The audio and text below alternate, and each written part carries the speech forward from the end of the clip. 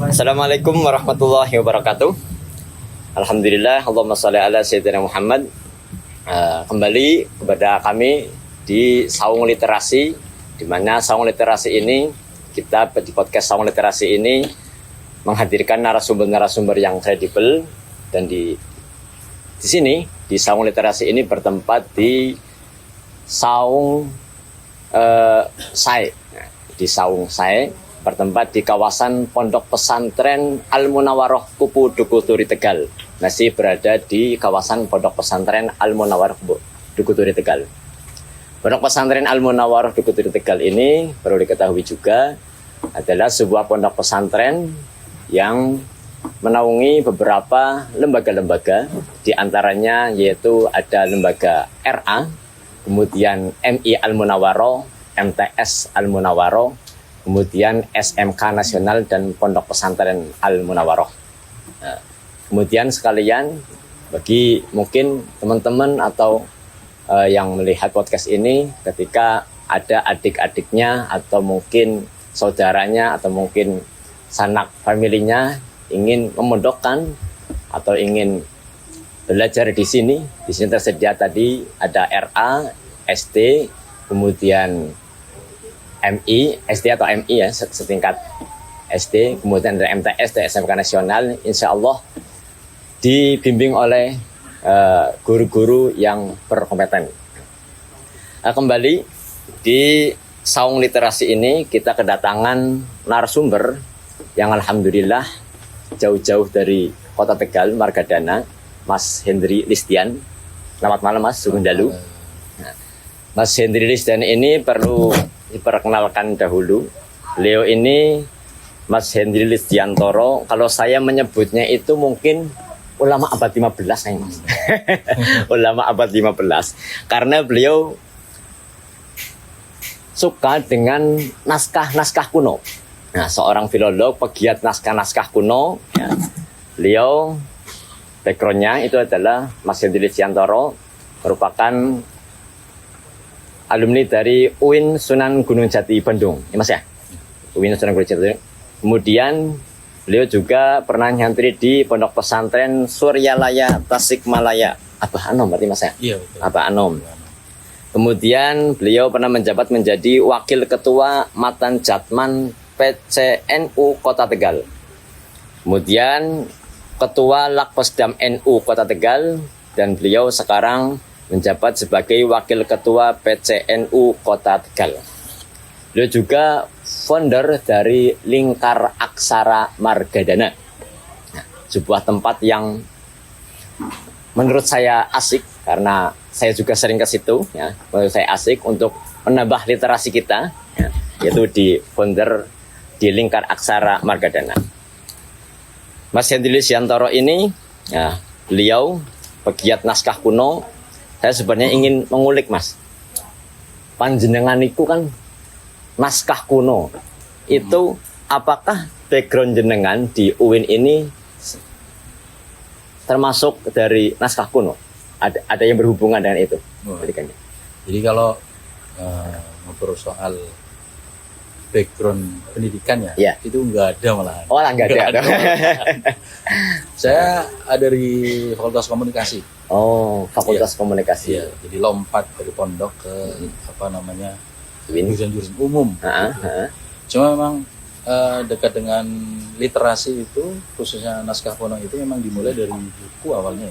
Oh. Jadi saya udah mulai koleksi buku itu di tahun 2003 kan udah mulai koleksi berbagai buku. Cuman bukunya umum. Terus sekitar 2009 itu udah mulai masuk ke buku-buku kuno, tapi bukan naskah. Jadi buku-buku lama lah gitu. Dan beberapa arsip-arsip lah, misalkan terbitan tahun 1900 sekian. Tapi pada saat itu memang akses untuk masuk ke naskah itu lumayan sulit ya. Jadi kita hanya bisa mengakses naskah buku-buku kuno lah ya, arsip ataupun buku-buku kuno, baik terbitan Indonesia ataupun terbitan luar biasanya gitu. Itu mulai dari situ, dan itu dimulai dari di Bandung itu ada satu tempat yang menarik, itu ada Palasari. Palasari. Palasari itu tempat tempat jualan buku yang gede gitu. Itu salah satu tempat saya nyari buku-buku lama dan di Jakarta dari Kuitang dulu tuh. Jadi saya awalnya memang tidak langsung terjun ke dunia naskah, tapi memang buku-buku lama sebetulnya itu. Suka yang old Mas ya? Yang old. Iya. Karena memang satu banyak hal-hal yang memang sulit didapat di era sekarang pada saat itu informasinya, misalkan kayak buku-buku buku Soekarno tuh banyak gitu. Nah, dan itu menjadi awal di mana akhirnya saya bisa berhubungan dengan naskah nanti. Itu awalnya dari situ berarti Mas? Awalnya memang dari buku-buku lama dulu. Background keluarga mungkin ada? Background keluarga enggak juga. Enggak juga. Jadi keluarga juga biasa-biasa aja lah. Biasa aja. Nah, cuma memang keluarga bapak memang all-nya itu kekeris mungkin ya, orang-orang dulu gitu. Budaya suka keris, suka pentas-pentas kayak wayang golek gitu. Dan memang kalau langsung Galang. Bukan. Tapi memang seneng kayaknya, seneng ke hal seperti itulah. Dulunya saya bisa dibilang antipati. Jadi nggak suka ya. Jadi nggak suka sama yang all itu. Dulu kalau lihat bapak nyuci keris itu apa itu ya kayak gitu. Dikasih melati nanti itu aneh sekali. Tapi memang perjalanannya gitu ya. Akhirnya nggak tahu saya tepatnya di tahun berapa. Saya tuh penasaran dengan satu hal sebenarnya, yaitu informasi tentang Amangkurat gitu. Amangkurat 1. Iya, Amangkurat 3. Jadi banyak informasi tentang bagaimana Amangkurat itu melakukan tindakan yang dianggap tidak baik gitu ya, pembunuhan gitu. 6.000 ulama. Dan waktu itu saya memang dari situ masa sih gitu. Lalu saya nyari sebenarnya ini pangkalnya dari mana ya? Ternyata berita itu tidak muncul secara langsung dari naskah lokal, tapi ada satu tokoh namanya Van Guns yang memang memberitakan itu. Dan dalam beberapa catatan dia itu tidak menyaksikan, gitu. Hanya mendengar pada saat itu ada masyarakat yang ngomong kalau belum lama itu terjadi seperti ini. Dan itu kayaknya itu menjadi salah satu manuskrip ataupun catatan yang memang sampai dari ini menjadi acuan. Itu salah satu yang memang menjadi pemantik. Akhirnya saya masuk ke naskah kuno itulah. Walaupun nanti ada beberapa naskah lain yang memang menjadikan saya lebih menarik terhadap dunia naskah itu. Tema kali ini kan merambang naskah. Tentunya naskah kuno kan ya? Iya, kerambang. Ya. Nah, naskah kuno itu yang seperti apa itu sih?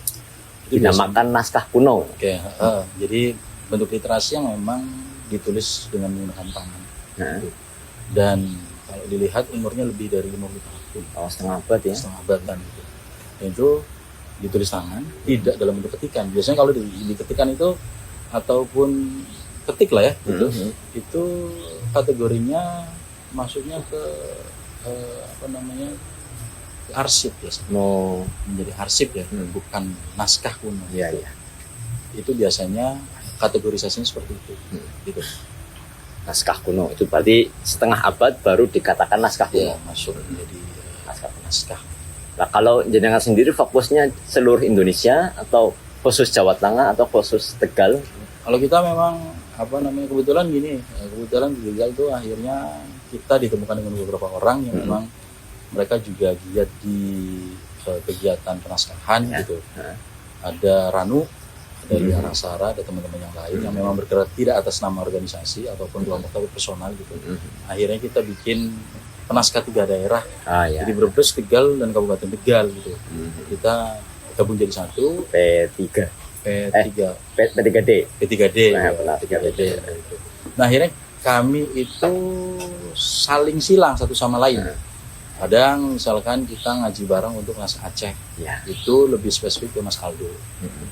Kadang juga kita akhirnya ke naskah-naskah Jawa ataupun naskah-naskah yang memang Arab gitu ya. Ada juga yang Deles Arab, Deles Jawa. Deles Jawa itu ada Mas Arif Hono Coroko. Akhirnya kita saling silang satu sama lain, artinya kalau di Penasehat Tiga Daerah itu kita saling belajar ya, kita saling belajar satu sama lain, dan itu salah satu kekhususan di mana Penasehat Tiga Daerah itu akhirnya akses untuk naskah itu tidak hanya naskah-naskah yang Jawa, gitu. Kadang Aceh gitu ya, kadang juga Jawa, kadang juga Cerbonan, kadang juga beberapa objek naskah dalam bahasa yang lain. Dicampur aja sih sebetulnya. Campur. Ya. Kalau di Tegal sendiri Mas, itu yang daerah yang menurut jenengan itu fantastis itu Mas. Lingkup naskah ya. Jadi sebenarnya kalau sejauh ini di penelusuran kami, Kabupaten Tegal itu punya banyak sekali naskah-naskah. Dan itu tulisan tangan. Misalkan ada di daerah pondok pesantren, saya lupa, Danawari naik ke atas itu, itu ada sekitar 1 atau 2 naskah. Lalu di daerah Lebak Siu ada naskah yang berhubungan dengan salah satu sanad tarekat Satariyah, yang nanti juga berhubungan dengan Satariyah. Satariyah itu yang waktu Melana itu Satariyah. Itu sama. Samannya. Jadi yang Satariyah itu bentuknya memang naskah pegon. Dan memang ada satu lagi tuh Wonocoroko, tapi kita memang nggak bisa akses secara total ya. Kami sudah melihat beberapa potongan naskah itu, dan itu memang identifikasinya itu adalah bagian dari naskah sanad Satariyah. Lalu ada juga di daerah lain, kemarin kita ke Pangkah kalau nggak salah, itu salah satu wilayah Pangkah kalau nggak salah. Itu ternyata di sana tuh ada pemegang satu naskah yang lumayan menarik juga, itu Babat Cirebon. Itu ada 9 jilid. Tapi memang satu jilidnya nggak terlalu besar ya, jadi 9 jilid itu segini besarannya. Dan itu sepertinya naskah yang memang nantinya diterbitkan menjadi naskah Babat Cirebon. Dan itu asli tulisan tangan. Tulisan tangan juga. Bukan salinan. Bukan salinan gitu. Salinan tapi memang tulisan tangan. Iya. Kalau dalam catatan kalau nggak salah ya, naskah itu nanti diterbitkan dalam bentuk cetak tapi pegon. Dan itu kayaknya sebelum cetak gitu ya. Itu memang dipegang sama satu orang gitu. Ada juga naskah primbon. Saya lupa wilayahnya mana, tapi ada naskah primbon juga. Terus yang lain ada naskah tentang perempuan. Iya, jadi karakteristik perempuan. Tapi itu membaca karakteristik perempuan. Cuma memang itu kayaknya bukan naskah ya. Kita dapat sudah cetak. Tapi Wonocoroko. Ada naskah lagi di Kota Tegal, itu naskah pengebatan. Itu salah satu patih dari Tegal. Sayangnya memang arsip itu sekarang di Perpusnas. Gitu. Jadi memang ada beberapa naskah yang memang nggak semua di sini sih ya gitu. Dan terakhir ada satu naskah, kedudukannya bukan di Tegal juga tapi di Jakarta itu. Itu masih berhubungan dengan naskah Satariyah. Jadi ternyata kita itu punya jejaring Satariyah di wilayah Tegal itu kabupaten dan kota. Jadi di kabupaten dan kota itu ada 2 mursyid ternyata. Yang pertama itu di wilayah Lebak Siu, ya. Itu mursyid terakhirnya namanya Kiai Lebak Siu. Kiai Lebak Siu. Nggak ada namanya? Nggak ada. Kiai Lebak Siu. Lalu yang Tegal namanya Kiai Nur Ahmad Awaneh. Tapi sayang beliau itu menurunkan murid di Matraman Jakarta. 2 orang. Terus yang memang bagi kami dan teman-teman memang lumayan masterpiece ya. Itu naskah Rambang yang ada di Naraja ya. Naskah Rambang itu bentuknya aja udah unik. Bentuknya gulungan sekitar 3 meter gitu. Dan lebar sekitar 30 cm 25 cm gitu. Itu tulisannya ada yang memang tulisan Wonocoroko, ada juga pegon. Satu naskah itu ada pegonnya, ada Wonocoroko-nya. Jadi memang beda-beda ya. Terus iluminasi yaitu bentuk dari ornamennya itu juga lumayan menarik, pewarnaannya juga lumayan menarik gitu. Dan itu kami kira menjadi salah satu naskah yang punya jejaring kuat. Gitu. Naskah Rambang. Naskah Rambang itu namanya. Namanya Rambang. Kita Rambang, dikenalnya memang Rambang, dan di wilayah Danaraja itu memang nggak cuma hanya naskah tapi juga ritus situs itu ada. Oh, Syekh Maulana Maghribi. Saya Maulana Maghribi, ada Nama juga satunya? Jambu Karang. Ya, saya coba. Ada juga yang menjadi unik lagi adalah di sana ada satu tradisi namanya dulu disebut Brahen. Brahen, iya. Tapi di era kini ada yang menyebut suluk zikir puji birahi. Puji birahi. Iya. Apakah isinya birahi? Iya. Itu didendangkan, dinyanyikan oleh ibu-ibu sekitar umur 50 tahun dari habis isya sampai subuh. Jadi di satu tempat kecil ya, ukuran sekitar 3x3 gitu. Mereka menyanyikan itu sambil nabuh terbang lah. Semalam suntuk. Ajib. Dan itu di sana punya keyakinan nggak boleh direkam, meskipun voice, nggak boleh juga diambil audio visualnya. Gitu. Karena katanya banyak kejadian lah gitu, hilang. Tapi khusus perempuan ya? Khusus perempuan, tapi kita boleh masuk situ. Jadi laki-laki boleh masuk yang situ. Membaca khusus perempuan. Iya, karena memang susah juga. Bacaannya memang susah juga. Itu, Mas. Kok kembali ke itu tadi kan suluk birahi. Suluk puji birahi. Suluk puji birahi. Kalau yang tadi jenengan katakan itu kan yang membaca itu perempuan. Perempuannya itu bukan perawan suti yang seperti di Cirebon, bukan ya? Kalau di situ tradisinya 50 tahunan ya.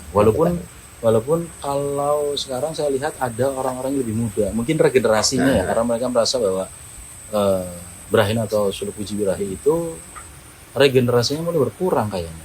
Jadi akhirnya mereka mulai membuka ruang untuk anak-anak yang lebih muda umurnya untuk juga gabung di situ. Tapi pembacanya memang banyak kan orang-orang tuh 50 tahun. 50 tahun ke atas. Biasanya gitu. Mungkin ada yang teman-teman nanti ya, kalau mungkin mau bertanya, monggo silakan ya, silakan. Mungkin bertanya, saya punya naskah atau gimana, itu mungkin silakan. Nah, kemudian ya kita di sini ngobrol santai lah Mas ya. Sambil rokokan monggo ya. Di sini juga tempatnya enak sekali, di saung bambu sae, menyediakan beberapa minuman. Di antaranya ya banyak lah di sini menu-menunya ya. Alhamdulillah wedangnya teka. Monggo Mas, monggo. Alhamdulillah.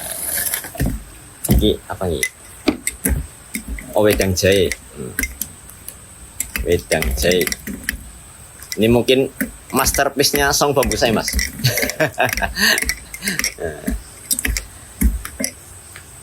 Kembali lagi Mas, saya masih penasaran dengan suluk puji birahi. Iya. Jadi saya mengatakan kan kalau suluk puji birahi itu kan dibaca oleh perempuan yang 50 tahun. Iya. Ke atas mungkin atau ya. Mungkin tadi saya bilang ada perawan sunti ya, kalau di Cirebon itu kan ada perawan sunti ya. Perawan sunti ya? Iya, istilahnya sunti. Ya, istilahnya perawan sunti. Saya juga kurang tahu, malah pengen tanyakan jenengan itu ya. Perawan sunti itu apa itu? Kalau di Danaraja kayaknya nggak terlalu dikenal itu ya istilah itu ya. Terlalu dikenal istilah itu. Karena memang saya juga belum mendapatkan titik poin yang utuh, karena memang tadi regenerasi dari mereka itu mulai berkurang untuk kegiatan itu ya. Dan memang kita punya kesulitan untuk mengakses teksnya sebetulnya. Karena memang kalau panjenengan ke sana mendengarkan mereka nyanyi itu susah untuk dicerna. Maknanya itu, bahasanya itu susah, karena memang mereka punya nada dan potongan-potongan nada yang lumayan unik gitu. Jadi ketika didengar tuh susah ya. Apa ini? Apa ya gitu. Gitu. Walaupun itu ya, ini asumsi kami bahwa Brahin itu juga ada di Purbalingga.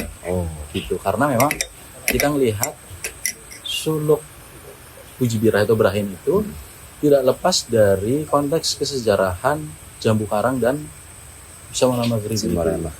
Dan dalam naskah sendiri, baik di Danaraja yang Rambang ataupun beberapa naskah yang lain, jadi ada sebaran naskah yang punya genealogi yang sama, yaitu dari Rambang yang ada di Danaraja nanti ke Purbalingga. Di Purbalingga nanti juga ada di wilayah Pekalongan. Gitu. Dan itu menyebut hal yang sama sebetulnya.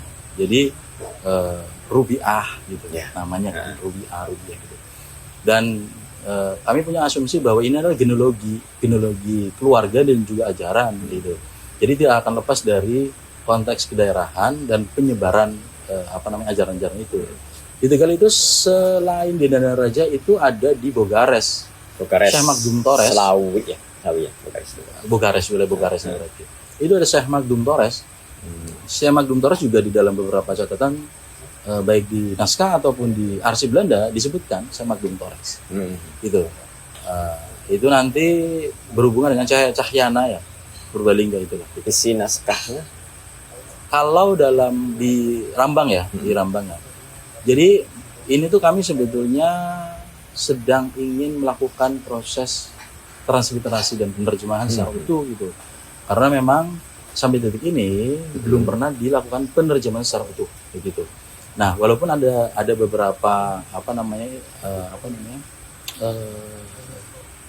ada beberapa frame soal isi naskah itu, diantaranya adalah wujudiyah itu, wahdatul wujud ya, manunggaling kaula Gusti lah itu, manunggaling kaula Gusti. Dan kalau di dalam beberapa catatan kami mendapatkan di Rambang juga itu beberapa isi antara lainnya adalah fikih, tauhid, fikih ya. Kalau nggak salah kemarin itu jenis makanan kalau nggak salah ya gitu. Makanan? Iya. Dan kami nggak bisa secara utuh memotret itu semuanya karena memang tadi ya ada keterbatasan bahasa gitu dan juga penerjemahan dari konteks itu. Kalau dilihat dari peneliti sebelumnya, mereka lebih memotret ajaran wahdatul wujud, dominasinya. Dan kita mengenal bahwa naskah-naskah lama itu memang tidak jauh dari itu, gitu. Tidak jauh dari ajaran. Kalau tasawuf itu tidak jauh dari ajaran martabat tujuh, gitu. Manunggaling kaula Gusti, gitu ya. Martabat tujuan. Saya pernah dengar martabat tujuh itu mungkin dari Syekh Abdul Muhyi Pamijah. Ya, salah satu genealoginya ya gitu. Genealoginya memang di situ gitu. Walaupun memang sebaran ajaran martabat tujuh itu ternyata kalau kita lihat di banyak naskah itu memang disebut. Wirid Hidayah Jati Rongluar itu menyebut soal wahdatul wujud. Soal martabat tujuh itu. Terus ada beberapa naskah yang memang kalau nggak salah Sujina, Suluk Sujina itu juga menyebutkan tentang martabat tujuh itu. Gitu. Naskah Cirebon, apalagi kalau kita lihat naskah Surakartanan gitu, karena memang itu menjadi jejaring dari mereka ya. Jadi kita tuh punya di Jawa tuh punya 3 keraton, Jogja, Solo. Dan Cirebon. Itu jejaring yang kuat kalau soal itu. Apalagi kalau kita masuk ke Buton, di Buton itu ternyata ada satu kerajaan Buton itu yang memang undang-undangnya atau Pancasilanya dulu pakai martabat tujuh. Pancasilanya ya, Pancasila untuk negara itu. Jadi kayaknya ajaran itu dulu memang membumi ya sih, yang diterima oleh masyarakat kita. Iya. Gitu. Diminum Mas? Ya, monggo Mas. Minum sambil rokokan biasa. Mungkin kalau ada pertanyaan disiapkan mungkin ini. Kemudian tadi kan ada naskah Rambang, Suluk Puji Birahi, yang tadi dengan utarakan itu semuanya mungkin keislaman ya. Islaman, ya. Selain itu yang panjenengan? Mungkin naskah yang berhubungan dengan pengobatan. Walaupun naskahnya sekarang nggak di sini ya. Tapi itu ditulis oleh Patih Tegal, tapi dia dulu tinggal di Brebes. Kalau nggak salah Daya Aksara namanya, saya lupa ya. Daya Aksara. Itu memang menjelaskan tentang sistem pengobatan orang pada saat itu. Jadi itu pengobatan dari mulai gatel-gatel sampai kencing manis. Gitu. Pernah dicoba Mas? Belum. Barangkali pernah dicoba. Masih relevan nggak maksudnya? Relevan enggak ya? Itu lumayan menarik sih ya. Coba nanti saya coba dulu saya bawa ini. Semoga saya bawa. Semoga. biar teman-teman bisa lebih tahu bukti fisiknya itu loh.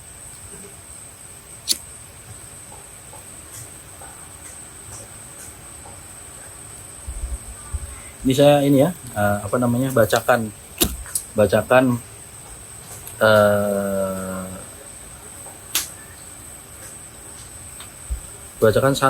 satu bentuk pengobatan ya. Ya.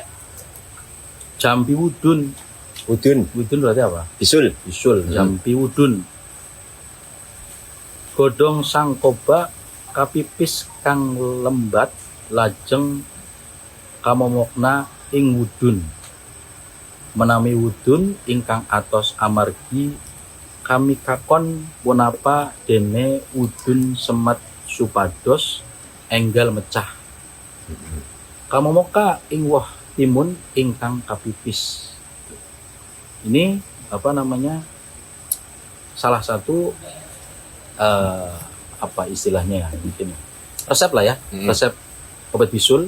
Daun sangkoba, saya kurang tahu ini daun sangkoba itu apa, ditumbuk sampai halus lalu ditempelkan pada bagian yang bisul itu, yang wudunan itu lah gitu. Jika bisul itu keras karena kejang atau bisul semat-semat, nut-nutan lah ya gitu, bisa segera pecah. Tempelkan buah mentimun yang sudah ditumbuk halus. Jadi senut-nutan nanti ditempelkan gitu. Itu salah satu dari isi naskah itulah. Ada lagi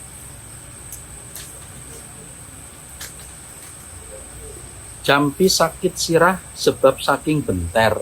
Apa benter itu? Panas loh. Oh iya, benter. Ya. Panas gitu.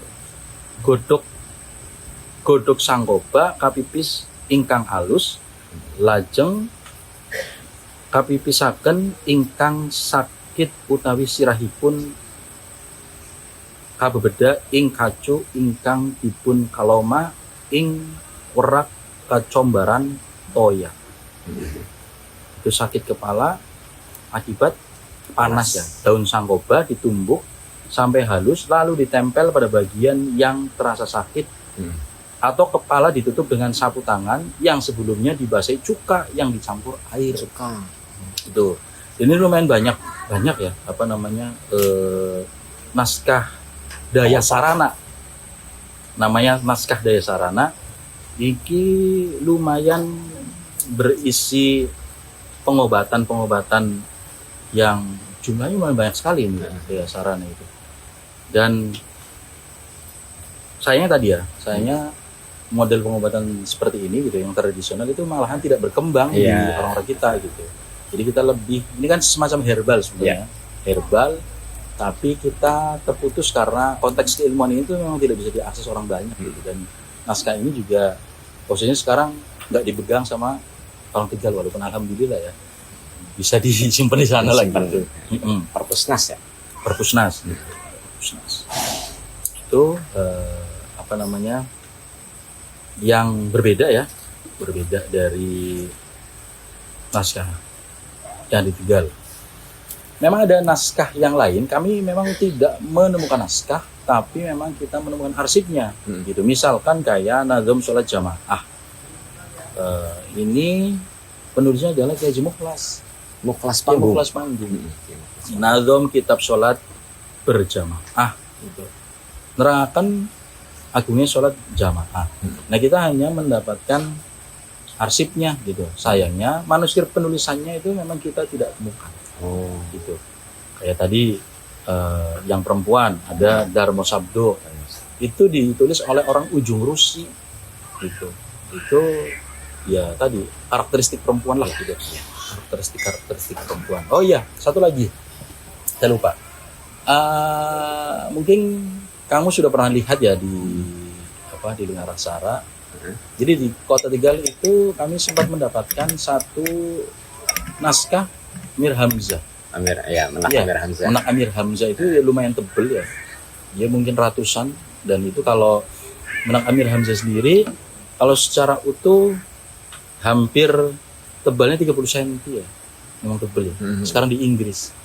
Aslinya sekarang di Inggris. Di naskah dia apa namanya diperpus di sana lah.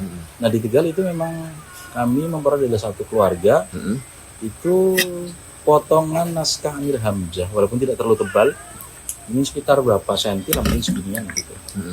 Itu juga menarik sebetulnya karena memang naskah Amir Hamzah itu perkembangannya bukan asli sini sebetulnya, tapi Iran.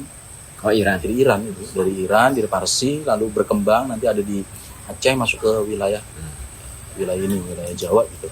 Dan itu biasanya menak itu kadang dibacakan oleh para dalang atau didendangkan lah gitu. Karena memang itu isinya terkait dengan paman Nabi Hamzah itu. Itu salah satu yang menarik juga di Kota Tegal. Karena di Kota Tegal sendiri kami hanya 2 kayaknya gitu. Karena untuk panggung sendiri kami masih mendapatkan banyak asumsi ya. Maksudnya beliau itu ditunjuk sebagai Sunan Panggung atau Pangeran Panggung gitu. Kita belum bisa sepenuhnya mengidentifikasi itu. Walaupun sanad dari beliaunya sudah kami dapatkan di beberapa nas gitu. Sunan Panggung, Mbah Panggung. Mbah Panggung, iya Mbah Panggungnya. Soalnya kan ada Sunan Panggung, ada Pangeran Panggung. Ya. Kalau sejauh ini yang kami dapat dari beberapa catatan, beliau Pangeran Panggung, bukan Sunan Panggung. Ya. Walaupun yang menarik adalah beberapa peneliti Barat gitu. Ya, misalkan Rinkes itu melakukan penelitian itu dominasinya ke sini. Dalam beberapa catatan, Rinkes itu mengatakan bahwa ketika dia masuk ke wilayah Panggung, Rinkes bilang saya seperti melihat petilasan Sunan Kalijaga. Apa karakteristiknya? Karakteristiknya adalah ada pohon bidara yang dikelilingi oleh batu-batu besar. Itu katanya karakteristik dari petilasan Sunan Kalijaga. Dan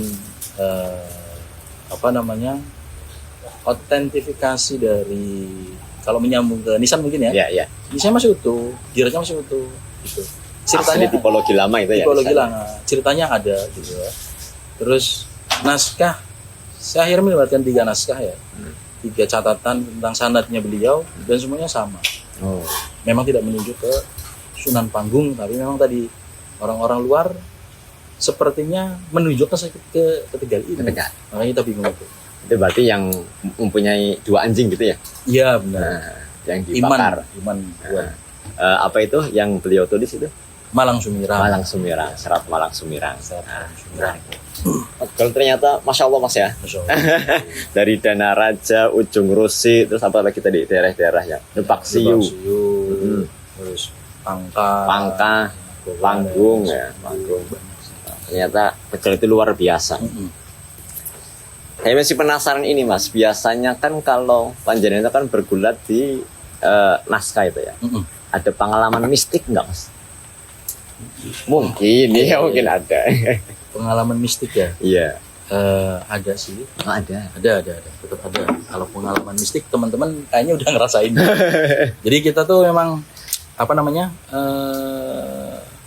selama ini mencoba menggunakan logika ya, non mistikal. Gitu. Tapi ternyata secara realistis ya, fakta yang muncul adalah kita memang harus ngikut pakem dari apa yang ada di yang empunya gitu lah ya. Misalnya daerah situ harus seperti apa, kita harus mengikuti gitu. Karena memang di beberapa hal kita tuh pernah kejadian ya. Itu kami dari mulai makam sampai naskah. Makam beberapa kali kejadian, naskah juga beberapa kali kejadian gitu. Walaupun saya nggak tahu ya, ini harus dihubung-hubungkan ataupun itu hal yang memang berbeda ya. Tapi kami rasa ini ada hubungannya gitu. Ya, misalkan saya tuh sempat sakit ya, panjang gitu. Gara-gara naskah pencarian. Mungkin ya. Mungkin saya ya. pernah sakit kemungkinan ya. Tiba-tiba saya nggak bisa jalan. Gitu. Tiba-tiba saya nggak bisa jalan. Lalu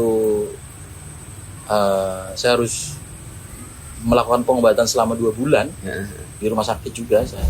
Jadi itu lagi menggarap satu naskah. Gitu. Lalu di tim kami juga sama. Mengalami sakit juga. Bukan, kehilangan. Hampir semuanya. Ada afatnya. ada juga yang kecelakaan, ada memang. Jadi kita menggarap satu naskah, saya nggak menyebut naskah ini ya. Iya, gitu. iya. Kita menggarap satu naskah ini, dan dari tim yang berhubungan itu memang ada beberapa dominan itu punya pengalaman kejadian yang seperti itulah. Dari mulai sakit, kecelakaan, kehilangan itu ada memang. Gitu. Jadi kami mau percaya gimana ya? Iya. Nggak percaya tapi percaya, kejadian. terbukti. Iya, iya. Soalnya biasanya kalau Jawa ya, Iya. biasanya emang identik dengan mistik lah, goib lah, apalah itu. Sampai kayak pernah saya tulis di sini. Menurut Clifford Geertz itu kan, beliau berkata Islam tidak akan pernah menjadi agamanya orang Jawa. Iya. Kemudian kayak seperti Dress itu berkomentar, proses Islamisasi itu terhadap kebudayaan Jawa tidak pernah berhasil. Kemudian kayak Raffles sendiri, itu Islam Jawa merupakan Islam yang bercampur dengan kebudayaan Hindu-Buddha. Iya. Nah, yang ingin saya tanyakan, kalau kejawen itu, menurut panjenengan sebagai seorang pegiat naskah itu seperti apa? Kalau kejawen kejawen dalam konteks ini saya lebih melihat pada Islam yang dibahasakan atau atau dengan semangat Jawa. Dalam konteks Jawa lah gitu. Islam dalam konteks Jawa lah gitu. Ya. Tidak menunjuk pada Islam tidak menunjuk pada ajaran Jawa murni. Gitu. Artinya Hindu, Buddha, Kapitayan dan lain-lain ya. Kalau kejawen konotasinya saya cenderung kepada Islam yang memang semangatnya Jawa lah, konteksnya kejawaan gitulah ya, gitu. Misalkan gini, kita ambil satu contoh, Rong Warsito itu dianggap sebagai bapak kebatinan, gitu. Nah, Rong Warsito juga dianggap membawa ajaran kejawen, gitu. Padahal kalau kita lihat setiap yang disampaikan oleh Ronggo Warsito, ataupun kita lihat dulu, Ronggo Warsito itu santri, Ki Besari misalkan, dan jejaringnya seperti itu gitu. Lalu kami akhirnya kemarin belum lama saya sempat nyari dengan Mas Syarif tentang sanad keilmuan beliau. Satu, ternyata beliau penganut tarekat Sataria yang sanadnya nanti masuk ke Banyumas. Jadi Syekh Abdul Muhyi Pamijahan nanti masuk ke salah satu kiai di Banyumas, kalau nggak salah Kiai Taqiyuddin atau siapa ya. Nanti beliau punya guru Kiai Salim baru Ronggo Warsito. Gitu. Makanya Ronggo Warsito itu punya satu naskah namanya Suluk Aci itu adalah perjalanan Ronggo Warsito dengan Ronggo Sasmita berkeliling gitu. Sampai nanti ke Aceh, gitu, ke wilayah Aceh. Kalau dilihat itu kayak perjalanan spiritual beliau itu menemui guru-guru sanad tarekatnya. Kalau itu seperti itu ya. Termasuk di Hidayah Jati tadi udah disinggung soal ajaran martabat 7 dan lain-lain gitu ya. Itu kalau dilihat dari konteks sanad itu Ampel, Sunan Ampel. Gitu loh. Sunan-sunan itulah. Nah, tapi memang Ronggo Warsito itu membahasakan ajaran yang awalnya Arab itu menjadi lebih Jawa. Pada konteks Jawa lah, dengan bahasa Jawa, dengan pendekatan Jawa. Akhirnya itu dipandang sebagai kejawen.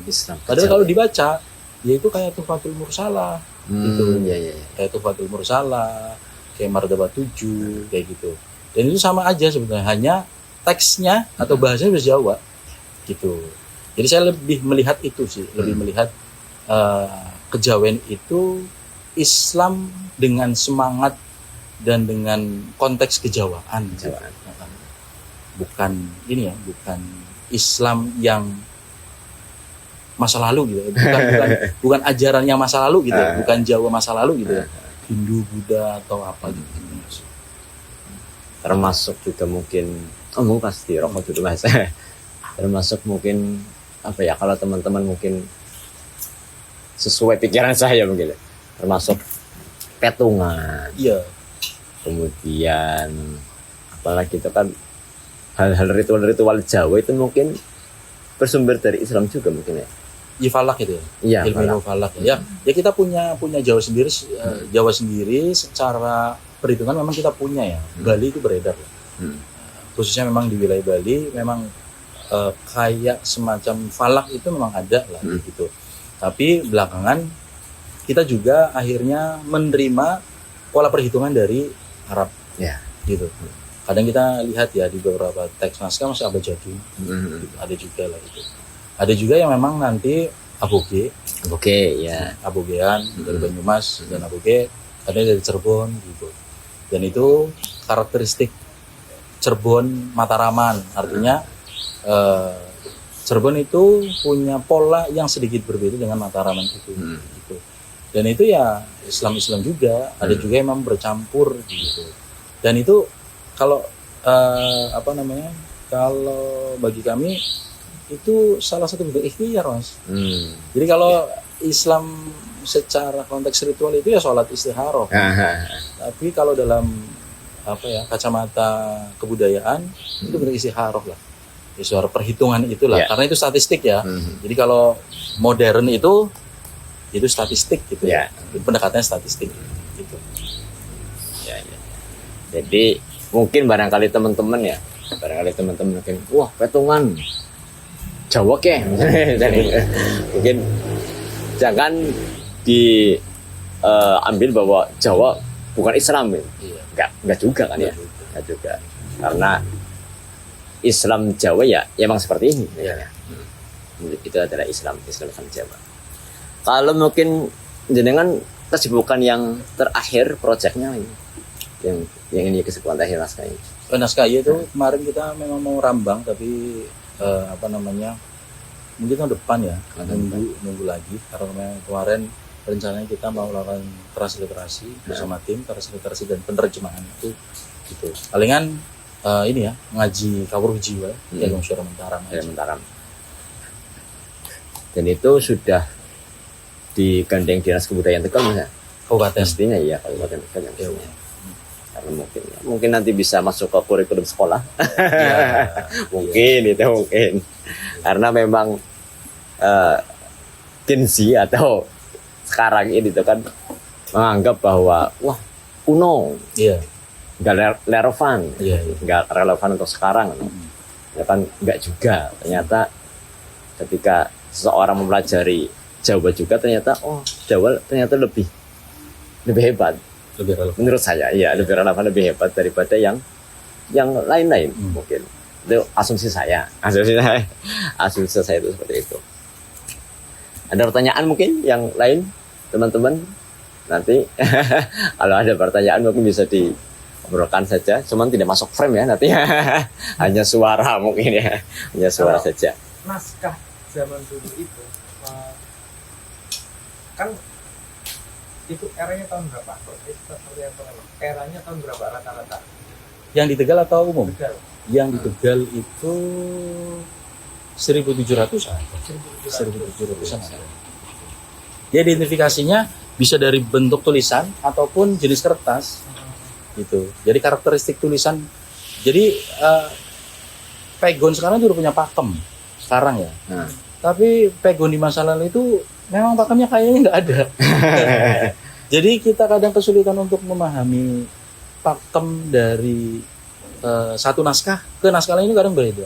Jadi konteks huruf penulisannya itu memang beda. Gitu. Itu nggak punya pakem itulah gitu. Terus tadi penggunaan kertas biasanya yang lama itu pakai beluang. Gitu. Jadi ada kertas-kertas yang diproduksi oleh Belanda ya, tapi memang punya karakteristik hologram. Artinya ketika naskah itu disorot itu ada hologramnya. Ada ada kayak watermark lah gitu. Ada watermarknya. Tapi kalau beluang memang enggak, memang dia kertas log sih. Beruang. Bang dia nyebut kertas Beruang. Iya. Kalau orang dulu mungkin nyebut kertasnya emang beruang. Kertasnya beruang. Terbuat dari apa sih? Beruang. Pohon ya, aku lupa namanya pohon apa ya.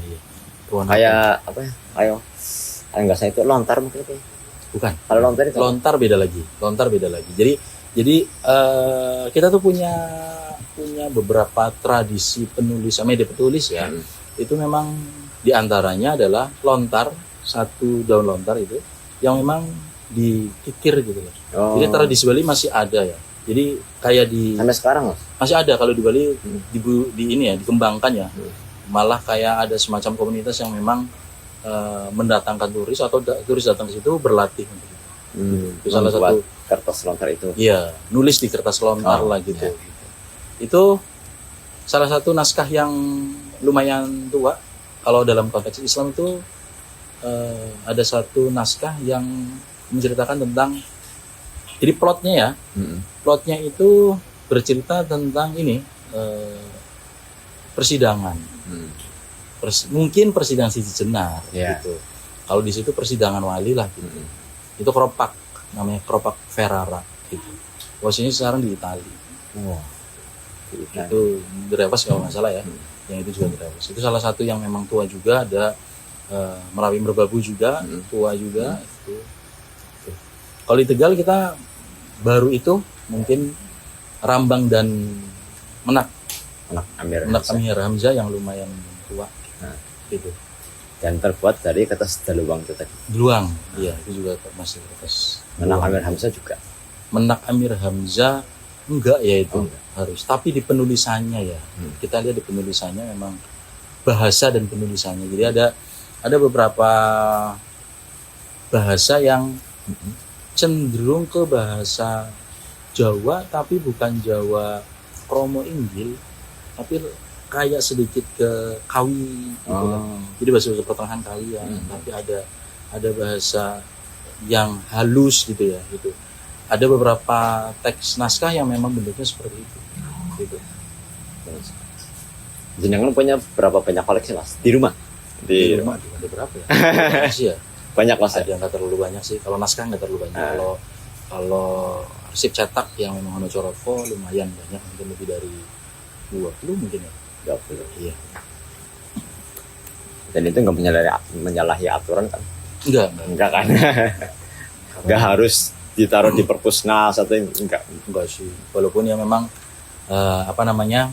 ya perpusnas itu kan bentuknya memang inventarisir naskah dan ini ya, dan penjagaan mungkin ya supaya nggak hancur, nggak kotor dan lain-lain. Perpusnas. Menarik nih, seorang filolog, dan alhamdulillah Tegal itu juga mempunyai beliau. Ternyata Tegal dari dulu juga luar biasa, sekarang juga luar biasa. Sekarang juga luar biasa. Dan alhamdulillah masih ada beliau, masih kita tinggal generasi kitanya. Mungkin apakah mau untuk menggeluti naskah itu tersebut sendiri, karena memang ini adalah warisan budaya kita. Jangan sampai mandek di itu, terutama yang terpenting itu kan dari isi naskahnya itu Mas ya. Isi naskahnya yang bisa dikaji oleh kita semua generasi muda, dan itu bisa. Kalau untuk proyek ke depan supaya kita ini yang terutama anak muda, saya masih muda loh Mas. Yang muda ini itu bagaimana? Iya. Mungkin kami sendiri memang melakukan pendekatan itu lewat kajian naskah ya. Sekarang yang sedang jalan itu Hidayah Jati. Itu salah satu bentuk bagaimana kita mendekatkan teman-teman yang memang jauh dari informasi tentang naskah-naskah kuno, itu bentuknya memang kajian. Terus selanjutnya adalah kita tuh sebenarnya harus punya ruang untuk bisa belajar Wonocoroko. Karena memang kita punya keterbatasan itu. Kalau kita masuk ke Pegon, dunia pesantren itu sudah punya fasilitas itu, gitu.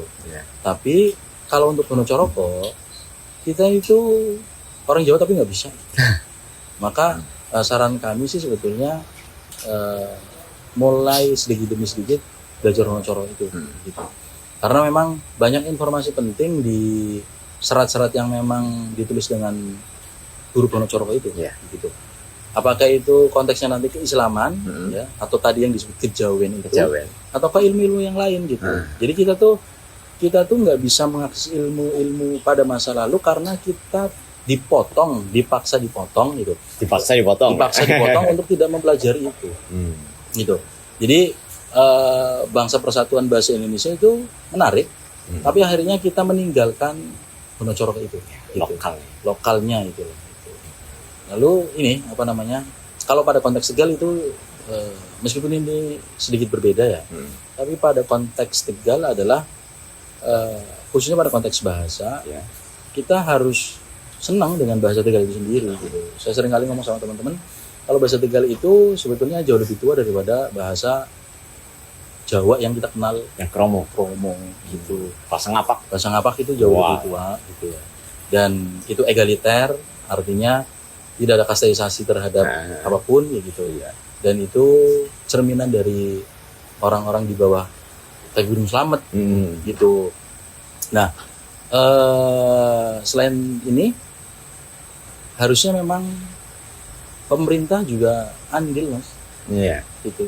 Kalau pemerintah hanya diam menunggu teman-teman bergerak, kayaknya tenaga dan pikiran dan lain-lain kayaknya kurang deh gitu. Gitu, karena selama ini kita harus jujur, pemerintah tuh jarang hadir untuk konteks yang ini kayak gitu. Jadi kalau aja pemerintah memberikan ruang untuk peneliti ataupun ruang-ruang diskusi naskah-naskah Jawa, mereka memberi fasilitas yang baik, kayak ini akan cepat berkembang. Karena memang di beberapa wilayah kebudayaan bisa berkembang, diantaranya adalah ada andil dari pemerintah itu sendiri. Gitu. Itu mungkin unek-unek panjenengan ya. Iya. Pemerintah Kabupaten Tegal atau mungkin Kota Tegal ya, Dinas Kebudayaan dan sebagainya, monggo untuk diteruskan aspirasi atau unek-unek dari Mas Hendri dan teman-temannya ini, supaya saya dan teman-teman yang muda lainnya untuk bisa lebih mengakses ilmu yang ada di naskah atau serat itu sendiri. Nah, itu adalah serat. Bagus Mas, minum dulu Mas.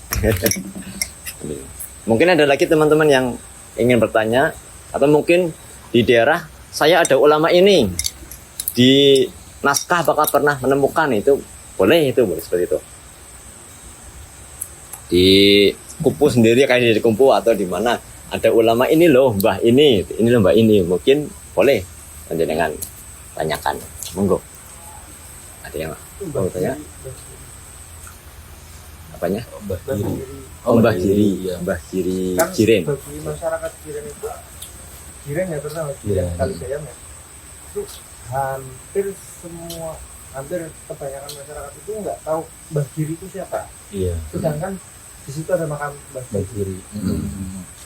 Ini sebenarnya kita belum bisa memastikan apakah itu betul-betul menunjuk pada yang kita maksud ya.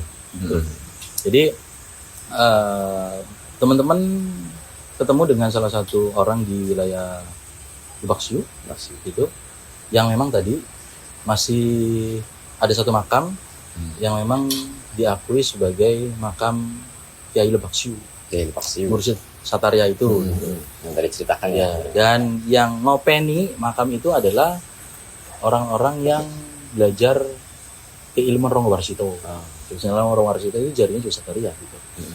Lalu beliau menyebutkan beberapa sanad yang memang berhubungan dengan beliau ini. Gitu.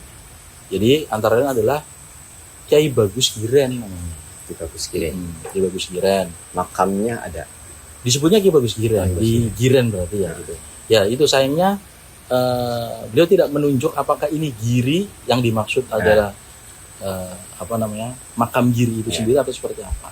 Tapi itu menjadi jejaring gitu ya. Jejaring itu juga ternyata masuk nanti di Pemalang. Kiai Bagus Besari, Kiai Bagus Nur Kalam. Tapi ini ada beberapa orang ya, maksudnya Bagus Besari, Nur Kalam juga ada di wilayah yang lain. Tapi ini ternyata juga masuk di wilayah Pemalang dan ada tokoh itu juga, dan di Pemalang juga diakui sebagai tokoh gitu. Artinya jejaring genealogi keilmuan dari sanad ini itu menyebar ke beberapa wilayah gitu. Termasuk ke wilayah Pemalang gitu ya. Walaupun kalau kita lihat kalau di beberapa keterangan yang di Pemalang ini nanti berhubungan dengan Banten. Oh Banten. Berhubungan dengan Banten. Jadi makanya itu yang menarik dari kita membaca genealogi keilmuan itu sebenarnya lumayan menarik itu. Menarik. Lumayan menarik. Karena ini khusus mungkin ketika kita melihat sanad dari Satari ini itu saya potong ya. Saya potong dari beberapa sanad gitu ya. Itu dari Syamad Tusasi ya, Al-Madani, terus Syekh Abdul Rauf Asingkil di Aceh, terus Syekh Abdul Muhyi Pamijahan. Ya. Baru nanti membentuk beberapa genealogi yang ada di wilayah Jawa. Walaupun nanti ada juga yang masuk ke beberapa wilayah yang lain dengan sanad yang berbeda gitu. Tapi kalau dilihat di Tegal itu memang sanadnya ke situ gitu. Sanadnya memang dari Syabdul Yang martabat 7 itu yang martabat 7 gitu. Satariyah, tarekat Satariyah. Itu sebelumnya tentang Mbah Giri mungkin ya. Ya mungkin Mbah Giri belum bisa dipastikan. Iya, soalnya ada Ki Bagus Giren. Giren. Gitu, iya. Karena masyarakat sekitar itu mungkin makam yang tertua itu kan di Mbah Giri ya. Iya. Makam tertua di Giren itu Mbah Giri. Mungkin itu. Mungkin Ki Bagus Giren itu mungkin Mbah Giri. Karena sebutannya seperti itu. Atau Ki Bagus Giren. Kalau Pak. tentang naskah kuno, mungkin kayak gini, kalau kita bisa mengumpamakan naskah kuno itu di era sekarang, itu apa? Apakah cara orang dulu sebagai status atau itu artikel murni tentang Keilmuan. atau ini cara mereka membuat buku dan nantinya dikomersilkan atau gimana? Jadi ada beberapa jenis naskah yang memang dia sebagai catatan keilmuan. Tapi ada yang terbatas. Artinya terbatas adalah kita pernah membaca satu naskah waktu itu bahkan dilarang untuk dibaca. Iya. Jadi ada ancaman lah bahasanya mungkin gitu. Siapa wong sing bedar ilmu itu mati gitu. Atau mungkin kalau dalam Hidayah Jati itu kami lebih melihat ini baiat. Ilmu yang harusnya disampaikan dengan terlebih dahulu melakukan baiat. Gitu. Karena apa? Bukan sampainya banyak juga gitu. Enggak sembarangan gitu. Jadi memang ada secara umum sih memang konteksnya keilmuan, Mas. Secara umum konteksnya keilmuan dari mulai tadi kalau Islam ya fikih sampai tasawuf gitu. Nanti ada petung, ya, ada primbon gitu. Ada pengobatan gitu dan lain-lain. Tapi memang bedanya ini tidak seperti arsip Belanda. Kalau arsip Belanda itu menjelaskan tentang kepemerintahan secara kayak teks sekarang lah gitu ya. Misalkan ini siapa gitu. Kalau di kita memang enggak, karena memang satu naskah Jawa itu kalau kita menemukan naskah Jawa dalam bentuk tembang gitu, yaitu lumayan harus menguasai sastra ya, sastra Jawanya sendiri gitu. Karena memang ajaran yang disampaikan dalam bentuk tembang itu sepertinya berbeda gitu. Ada simbol-simbol tersendiri lah gitu. Ada lagi mungkin? Kalau tadi kan jenengan mungkin bagi teman-teman mungkin yang pengen belajar naskah bisa Mas? Ya. Di mana tempatnya dan bagaimana panjenengan sumungguh? Ya teman-teman kalau mau gabung, misalkan mau ngaji bareng naskah, bisa datang ke Lingkar Aksara gitu. Nanti kami biasanya ada kegiatan pembacaan naskah atau pengajian naskah gitu. Walaupun tadi ya di beberapa tempat juga kita mengadakan itu, tapi mungkin di bulan-bulan ini kami masih istirahat dulu, hanya satu naskah aja gitu. Monggo, tempatnya di Lingkar Aksara di Margadana. Monggo teman-teman yang pengen belajar naskah, terutama yang kaum muda, silakan datang di Lingkar Aksara Margadana. Insya Allah ketemu dengan orang-orang yang kredibel di dalam ilmu pernaskahan. Kalau sekarang berarti yang lagi dikaji itu apa Mas? Hidayah Jati. Wirid Hidayah Jati itu ya? Hidayah Jati Ronggo Warsito. Ronggo Warsito. Menerangkan tentang Sekelumit aja nih. Itu Biar penasaran. apa namanya, martabat 7, lalu apa sih namanya, ciri-ciri kematian, Ciri-ciri ciri-ciri kematian. kematian, lalu persiapan gitu banyak sekali ya. Persiapan pan mati. Iya, iya. Oh, Iya, iya. Jadi di Hidayat Jati lumayan rumit sekali. Hmm. Itu untuk apa namanya, bisa masuk ke teks secara utuhnya ya, artinya teks secara utuh gitu ya. Karena memang dia tidak bisa mandiri dalam teks, tapi dia harus terikat dalam ajarannya juga.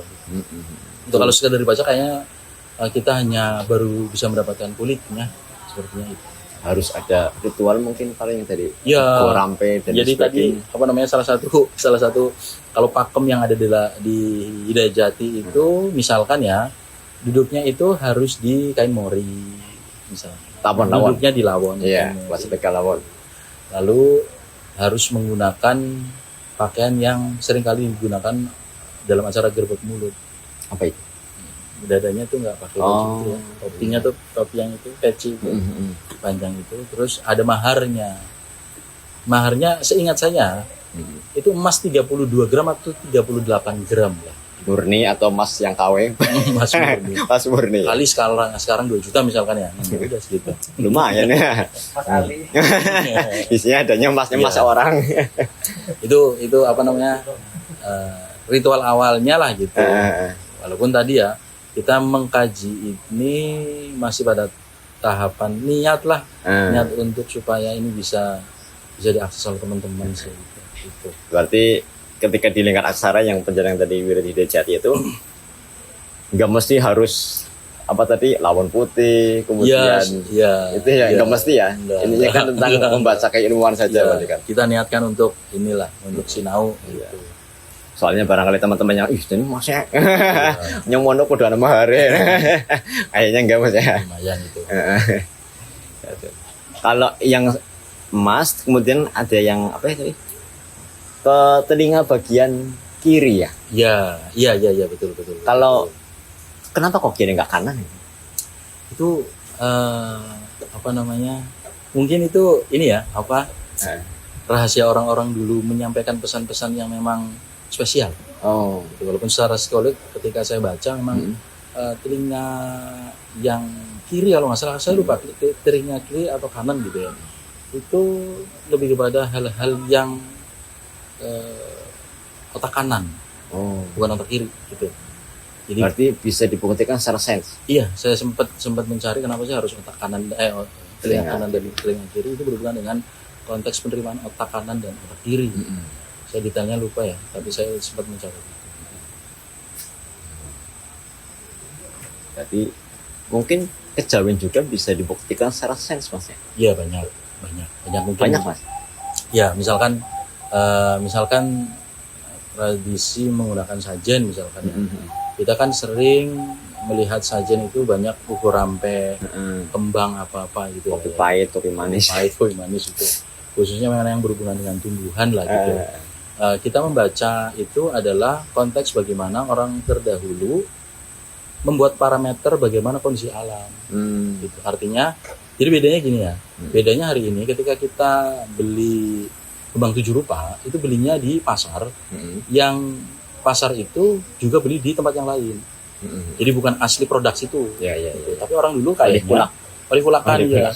Tapi orang dulu sepertinya menggunakan kembang 7 rupa itu hasil dari petikan wilayah itu. Langsung dari tumbuhannya. Iya. Jadi itu menjadi parameter bahwa misalkan bulan ini Melati nggak ada apa ya? Gitu. Oh, kembang ini hari ini nggak ada ya gitu. Ini ada apa ya? Itu cara membaca orang-orang dahulu melihat siklus dan keadaan lingkungan. Ini ada yang berubah nih gitu. Ada yang berubah nih. Jadi bisa dibaca lewat itu juga ya. Gitu. Satu itu. Yang kedua, Jawa punya tradisi doa dengan simbol ya. Ya. Doa dengan simbol itu kalau kita mungkin Islam memaknai itu sebagai ayat qauliyah mungkin ya. Ayat-ayat semesta gitu ya. Ayat-ayat semesta yang diambil sebagai bentuk doa lah gitu. Orang-orang Jawa juga melakukan itu juga. Makanya yang unik adalah orang Jawa memahami bahwa manusia, semesta dan Tuhan itu memang satu kesatuan yang saling berhubungan satu sama lain. Gitu. Jadi tidak hanya berhenti pada teks, tapi juga konteks ayat semesta juga orang Jawa mengambil itu. Masuk kalau di Jawa itu apa ya, kalau di Jawa sering kan manjat wung-wung blender, ya. ya. Di atasnya ada payung, kemudian padi, kemudian pohon pisang ya mungkin ya, pohon pisang. Dan ternyata di situ makna yang dalam ya, makna simbolis yang dalam. Banyak makna. Sebegitunya orang Jawa ya ternyata. Jadi kita patut berbangga Mas ya. Iya. Jadi orang Jawa itu patut berbangga untuk ya Jawa memang ternyata sama alam, sama apa. Saya jadi ingat Mas waktu dulu ketika saya itu sakit, kemudian disuruh ibu saya itu untuk mengambil tanaman, dan tanaman itu untuk obat. Iya. Kata ibu saya termasuk orang yang lumayan kejawen lah. Tanya, kalau bahasa Tegalnya gini, kono ngerpan jukut kiye poyan, karo gedange, gedang, kontak jaluk kita tambah ya, harus gitu Mas, kita tambah yang. Terus nanti dijawab sendiri, ya wis tak tambah nih, mari, dan mari Mas, dan mari. Itu mungkin sebuah apa ya, interaksi antara kita manusia dengan alam. Apakah bisa dibilang seperti itu? Iya. Iya. Ya, dan Jawa itu sering melakukan itu ya. Jawa itu orang Jawa itu sering melakukan komunikasi terhadap alam. Dan banyak sebetulnya serat-serat yang menggambarkan itu gitu ya. Kayak Centini juga pernah menggambarkan bagaimana ada salah satu tokoh yang dia diem di salah satu tuk, salah satu tuk air gitu. Jadi bertapa ke situ, sumber air gitu. Itu salah satu bentuk dari penghormatan terhadap semesta, karena memang orang Jawa memahami semesta itu hidup, bumi bisa itu berkomunikasi gitu. Ya teman-teman, cukup menarik. Ini kalau dilanjutin mungkin sampai jam 2 sampai jam, tapi mungkin waktu yang memisahkan kita Mas ini. Sebagai closing Mas, penutupan, kesimpulan dari pembicaraan kita malam ini, monggo panjenengan. Iya. Dari saya sih mudah-mudahan teman-teman Tegal, Brebes khususnya gitu ya, itu bisa bareng-bareng untuk belajar naskah kuno, karena memang banyak informasi yang bisa kita dapat, dan itu adalah salah satu bentuk bagaimana kita menjaga tradisi. Kalau kita tidak ingin tercabut dari akarnya, maka kita harus ngopeni ilmu-ilmu terdahulu gitu. Itu dari closing dari narasumber kita Mas Hendri Listiantoro, yang alhamdulillah kita banyak ilmu dari beliau, dan kita sebagai generasi muda mungkin tadi saya sampaikan kembali, apabila ingin belajar tentang sebuah pernaskahan ya, di Tegal itu ada, yaitu di Lingkar Aksara Margadana. Lingkar Aksara Margadana itu termasuk Kota Tegal, berdekatan dengan Sabawan ya. Iya. Sabawan sama sebelah Sumur Panggang ya. Sumur Panggang kalau nyamat ya, itu nanti ada desa atau kelurahan namanya Margadana. Di situ kita mungkin bisa belajar tentang sebuah pernaskahan.